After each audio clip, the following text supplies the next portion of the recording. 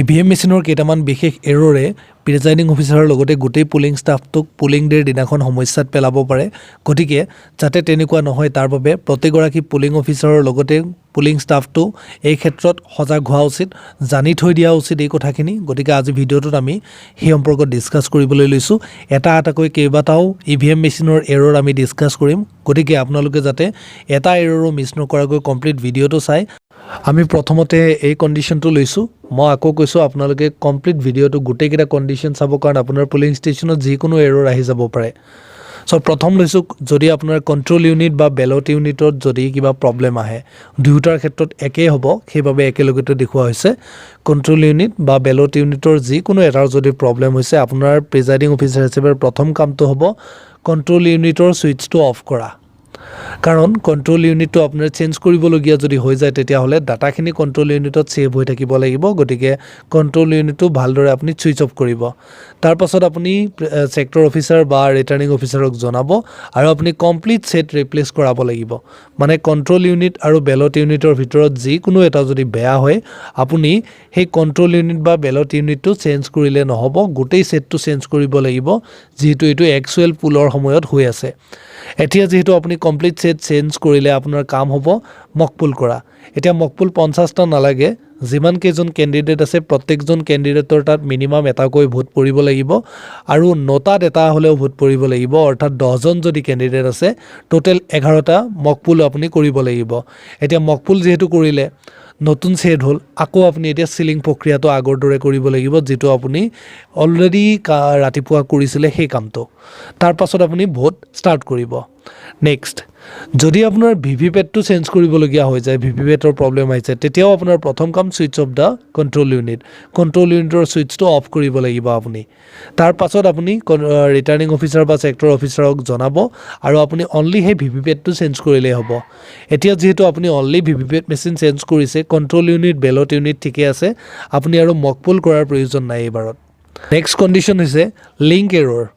আপোনাৰ যদি কণ্ট্ৰল ইউনিটত দেখুৱাই আছে যে লিংক এৰৰ, ইয়াৰ মিনিংটো হৈছে আপোনাৰ কানেকশ্যনত গণ্ডগোল হৈ আছে। এতিয়া কথাটো হ'ল, আপুনি কানেকশ্যন চেক কৰিলে যেনিবা, গোটেই কানেকশ্যন চেক কৰাৰ পাছতো লিংক এৰৰ বুলি দেখুৱাই আছে, তেতিয়া আপোনাৰ কি হ'ব, আপুনি ছেক্টৰ অফিচাৰ বা ৰিটাৰ্ণিং অফিচাৰক জনাব আৰু আপুনি ৰিপ্লেচ কৰিব লাগিব কমপ্লিট ছেট অফ ইভিএম। মানে আপুনি VVPAT, control unit, ballot unit গোটেইখিনি চেঞ্জ কৰিব লাগিব আৰু চেঞ্জ কৰা মানে আপুনি এগেইন মকপুল কৰিব লাগিব আৰু এগেইন চিলিং প্ৰক্ৰিয়া কৰিব লাগিব। এইটো হ'ল আপোনাৰ যদি লিংক এৰৰ পাৰচিষ্ট হৈ থাকে ইভেন আফটাৰ চেকিং, আপুনি চেক কৰাৰ পাছতো যদি থাকে। তাৰপাছত যদি আপোনাৰ স্ক্ৰীনত দেখুৱাই এনেকুৱা ধৰণে এটা অপশ্যন যে ভিভিপেট চেঞ্জ বেটাৰী, এতিয়া বেটাৰীটো চেঞ্জ কৰিব হ'লে আপোনাৰ এটা প্ৰথম কাম আহিব, যিটো নেকি কেতিয়াও নাপাহৰিব, ভিভিপেটৰ বেটাৰী চেঞ্জ কৰিব লাগিলেও আপুনি কণ্ট্ৰল ইউনিটৰ ছুইচ অফ কৰি ল'বলৈ কেতিয়াও নাপাহৰিব। প্ৰথমে আপুনি কণ্ট্ৰল ইউনিটৰ ছুইচটো অফ কৰিব, দেন আপুনি ভিভিপেটৰ বেটাৰী চেঞ্জ কৰিব, তাৰপাছত আপুনি এগেইন নিজৰ যিটো ভোটিং প্ৰচেছ চলাব পাৰিব। চ' এইটো হৈছে ভিভিপেটৰ বেটাৰী যদি চেঞ্জ কৰিবলগীয়া হৈ যায়। Next, in case of message related to pressed error, যদি প্ৰেছড এৰৰ বুলি আহে, তেতিয়াহ'লে আপুনি কি কৰিব লাগিব, কণ্ট্ৰল ইউনিটৰ ছুইচটো অফ কৰিব আৰু check the button of ballot unit. এতিয়া আপুনি বেলট ইউনিটৰ কোনোবাটো বুটাম টিপা গৈ আছে নেকি অট'মেটিকেলি, বা কোনোবা ভোটাৰে ভোট দি যোৱাৰ পিছত এইটো প্ৰেছ হৈ থাকিলে নেকি চেক কৰিব। কিন্তু তাৰ আগত কি কাম, যে switch off the control unit, এইটো আপুনি কৰিবই লাগিব। Next, in case the message related to error code 2, অৰ্থাৎ এৰৰ কোড 2ৰে যদি কিবা আপোনাৰ দেখুৱাই আছে এৰৰ কোড 2, তেতিয়া আপোনাৰ কাম কি হ'ব, কণ্ট্ৰল ইউনিটটো ছুইচ অফ কৰিব, দেন আপুনি ভিভিপেট চেঞ্জ কৰিব লাগিব, নতুন ভিভিপেট লগাব লাগিব। আৰু আপোনাক ইতিমধ্যে কোৱাই হৈছে যে আপুনি কণ্ট্ৰল ইউনিটটো বা বেলট ইউনিট যদি চেঞ্জ কৰিবলগীয়া হয়, তেতিয়াহে মকপুল বা অন্যান্য কাম আহিব। ভিভিপেট চেঞ্জ কৰিব লাগিলে তেনেকুৱা প্ৰব্লেম নাই, আপুনি ভিভিপেটটো চেঞ্জ কৰি আকৌ কাম ষ্টাৰ্ট কৰিব পাৰিব। এইটো চাই লওক, ইনভেলিড ইউনিট এট ADDR27 এনেকুৱা যদি এৰৰ দেখুৱাইছে, তেতিয়া আপুনি এইটোও বুজি ল'ব লাগিব যে এইটো ভিভিপেটৰে প্ৰব্লেম হয়। চ' আপুনি switch off the control unit প্ৰথমতে, তাৰপাছত ডিফেক্টিভ ভিভিপেট ইউনিটটো চেঞ্জ কৰি নতুন ইউনিট এটা লগাব আৰু এইবাৰত আপুনি ভিভিপেটটো চেঞ্জ কৰাৰ সময়তো ছুইচ অফ কৰিবলৈ যাতে কোনো কাৰণতে নাপাহৰে কণ্ট্ৰল ইউনিটটো, এইটো কথা মনত ৰাখিব।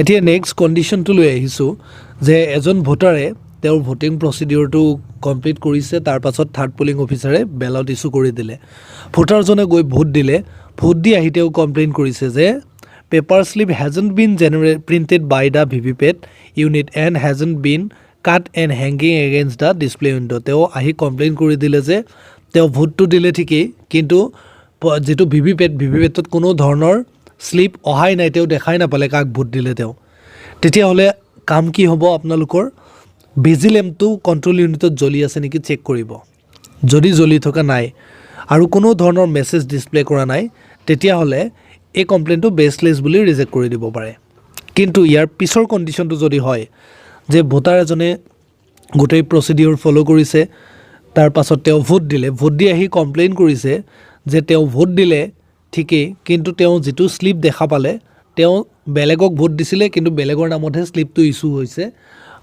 ভিভিপেটত তেতিয়া আপোনালোকে নিশ্চয় গমেই পাইছে কণ্ডিশ্যনটো কিহৰ কণ্ডিশ্যন হ'ব এই কণ্ডিশ্যনটোৱে ক্ৰিয়েট কৰিব টেষ্ট ভোটৰ কাৰণ তেখেতক প্ৰথমে কনভিন্স কৰাব লাগিব যে যদি তেওঁ মিছাকৈ কৈছে তেওঁৰ ওপৰত একশ্যন লোৱা যাব আইনী ব্যৱস্থা হ'ব গতিকে তেওঁ যদি মিছাকৈ কৈছে তেওঁ এলিগেশ্যনটো উঠাই লওক যদি তেওঁৰ কথাতেই মানে অটুট থাকে যে নাই তেওঁ বেলেগৰ ভোট দিছিলে কিন্তু বেলেগৰ শ্লিপহে ইছ্যু হৈছে তেতিয়াহ'লে আপোনালোকে টেষ্ট ভোট কৰিব লাগিব আৰু টেষ্ট ভোটৰ প্ৰচিডিউৰ নিশ্চয় আপোনালোকে গোটেইখিনি অলৰেডি শিকিছে